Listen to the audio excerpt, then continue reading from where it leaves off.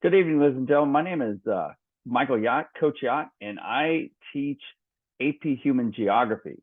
It is a freshman level course. I wish I could be with you this evening for open house, but I am also the golf coach, and in being the golf coach, we're in the middle of tryouts, and so I'm hoping to make it back, but just in case I don't, I'm making this video for you just so you get an idea of what my class is about and what your son or daughter has in store for them this school year. So I'm going to turn off the video right here, and we're just going to kind of lead you through this presentation. Right there, you can kind of see my schedule. Yes, I know that last name Hjort does not look like yacht, but it actually is yacht, so it's pronounced just like a very nice boat. I teach 3 sections of AP Human Geography. I have a section 3rd period on A days, and I have 2 sections on 5th and 6th period on B days. And so this is actually the first year that I've actually had 3 sections of AP Human Geography, and I'm really excited to do it. It's my 4th year teaching AP Human Geography. As you can see, that 2nd period is AP US History.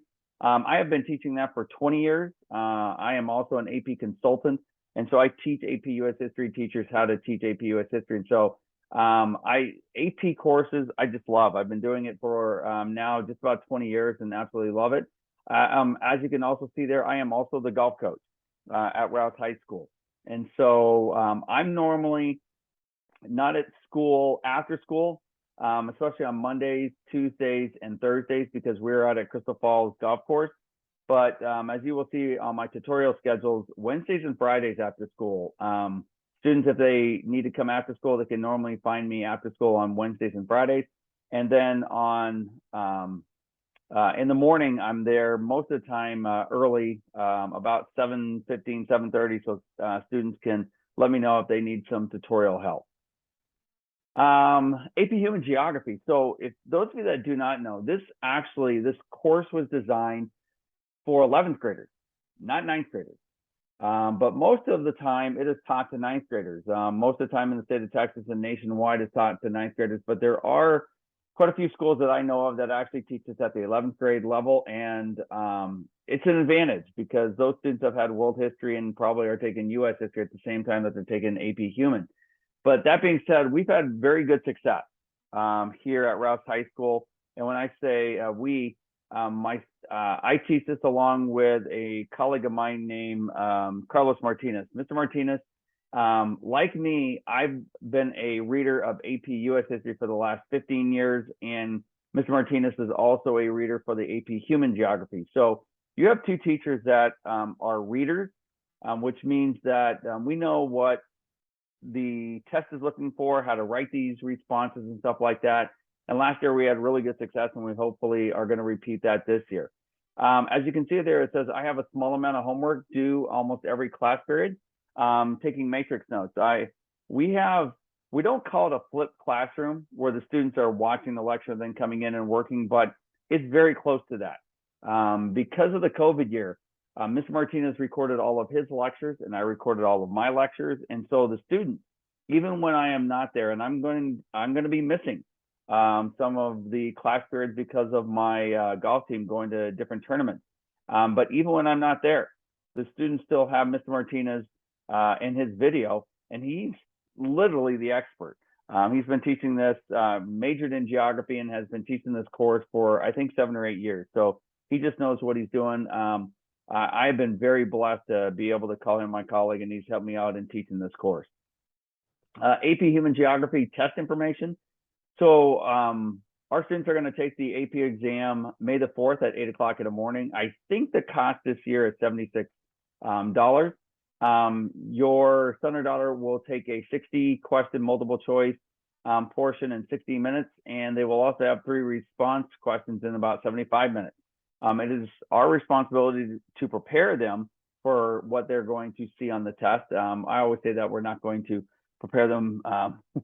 Every single question is, they'll be ready for the majority of it. There might be a couple of zingers, as I always talk about, but you can see this they grade the scale of a 1 through a 5. Okay, so 1 being the lowest score that you can receive on the AP exam and 5 being the highest. If a student in the state of Texas scores 3, 4, or 5, they are almost guaranteed college credit. and that means they're going to get 3 credits of college, and that's probably going to be elective credits, which is about, I don't know, between $1,500 and $2,000, depending on what university you're going to. A 4 or 5 usually guarantees college credit to out-of-state universities, and last year we had an 83% pass rate, so we had a pretty high pass rate. We're always looking to be higher, but it just takes work. We always tell the kids, the students, that we are not taking the test.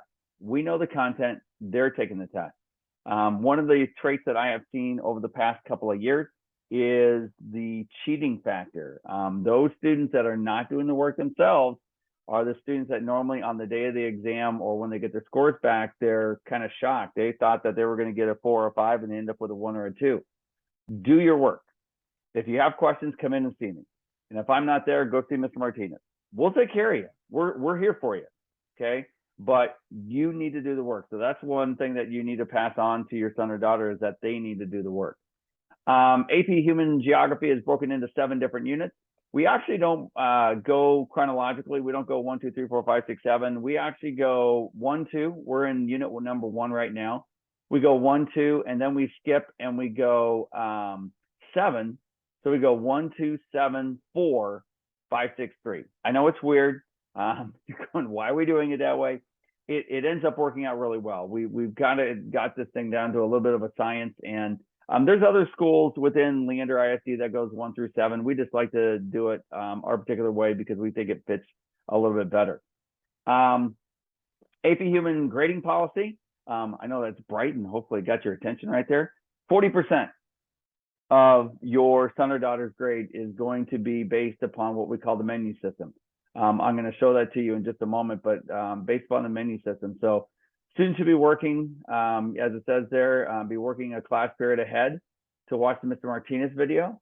Then when they come to class, I will discuss the content that they watched in the video. So just in case they didn't watch the video, which they should watch the video, I will then go through the content. And then finally, there's one last video that the students can watch, and that's a gentleman, his last name is Sin, Mr. Sin, who puts on, he creates videos every single year. He's from the state of Minnesota, just a fabulous teacher in AP Human Geography, and he does a really good job of reviewing the material that we just got done covering.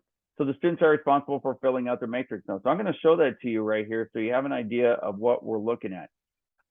This right here is the menu that we give to students. We give them a copy of this on cardstock, and we're going to use the stamp system. And what I mean by stamp system is when the students have completed, if you take a look at this August the 23rd and August 24th date, the students, I was discussing in class the introduction to math 1.1. And so the students should have those notes taken, or at least by the end of class, those notes taken. And I gave a map distortion activity to them. So both of those were with 2 stamps.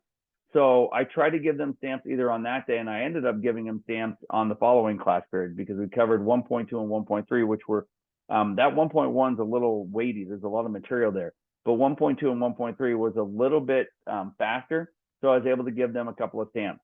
Their goal on this menu is to acquire as many stamps as needed to complete the menu system. And so on this particular one, they're going to get 1 stamp here under the introduction.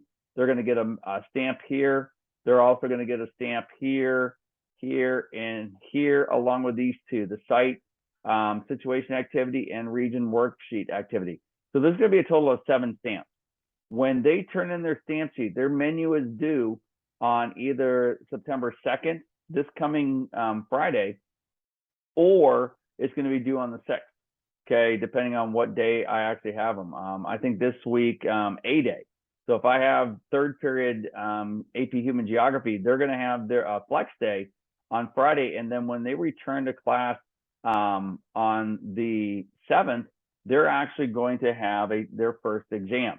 They're going to have a multiple choice test and an FRQ. So these notes, this menu system is what really helps them understand the information. They're taking notes on what is known as the matrix notes. These are the matrix notes that the students actually fill in. They can fill them in. We give them copies of these notes, and so they can fill them in on the actual copy, or they can choose to put it into a notebook. Some of my students have chosen to put it in notebooks. They feel like they don't have enough room. And you might go, so where do they get the notes? Well, they get the notes right from this. We're going to cover tomorrow spatial concepts 1.4. So I'm going to do 1.4 and 1.5 tomorrow in class. And so in doing this, we have this PowerPoint that's already created for them. But this is a sample right here of the video that your students have access to that they should watch. Notice that this video is about 24 minutes long, just over 24 minutes long. I'm going to give you just a little sample of Mr. Martinez so you can kind of get a hold of him or get it so you're able to hear him. All right. Hello, geographers. I hope everyone's doing awesome. Let's go ahead and get right into it. 1.4 and 1.5. Okay, so he's just a great colleague, does a really good job making sure that the students understand the material. The students will then, hopefully the night before the lecture, they watch this video. And then we come into class and we will go through the notes. And at that time, they could hopefully have those questions that they might not have been answered by the video. I'm going to be able to answer them in class. So that's kind of how we run 40% of the students' grade. Then 25% is they are the tests, multiple choice tests that we will have in class. We're going to try to get close to having 60 questions. We'll probably end up having about 50 questions and then one free response question. So on one day, within the 6 weeks, 50% of the student's grade is going to be determined. But notice what it says here. Students may do corrections to earn half the points back that they lost. Okay, so if they were to get a 50% on the test and then do their test corrections, they can get up to 75% on the test. So they do have the ability to do better. And same thing with a free response. Okay, they're going to answer a free response question. In doing so, they can earn half those points back. The last part, 10% of a student's grade, is based upon quizzes. Now, if you notice, the quizzes are only 10% of a student's overall grade, and we actually dropped the lowest quiz. And we're going to probably have a quiz. Either we had it on Monday, and we're also going to have it on Tuesday, depending on what day I have you. But we wanted to make this category low, but we made the questions hard. So the quizzes are going to push the kids harder than they've ever been pushed. And so that particular portion of their grade might not be 100%. It might be 70%, okay, based upon how difficult the quizzes are. If the kids are doing really well on the quizzes, it kind of shows, oh, they're also doing well acquiring the content, okay? One of the other things that we have for the students is what we call College Board resources.